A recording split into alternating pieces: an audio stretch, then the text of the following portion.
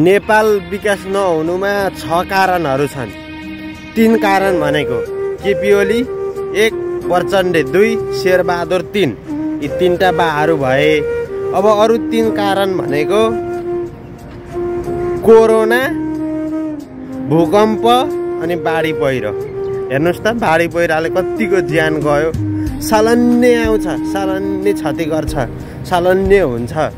1 साल भए पो अर्को सालमा विकास गरौँ राम्रोसँगले भन्ने हुन्थ्यो।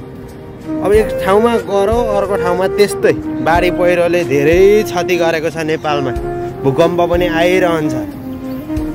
विदेशका जस्ता ठुल्ठुला बङ्गलाहरू बनाउने त्यस्तो हुने भूगोलले साथ दिएकै छैन क्या नेपाललाई। बनावटी उसमा सक्दैन, त्यस्तो हुनै सक्दैन। नेपाल धेरै गाह्रो छ।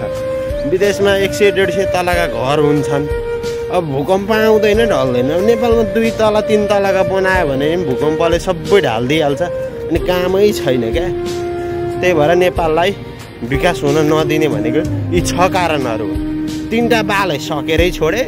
त्यसपछि कोरोनाले त्यस्तै गर्यो, भूकम्पले त्यस्तै गर्यो, बाढी पहिरोले त्यस्तै गरेको छ। हो कि होइन भन्नुस् त।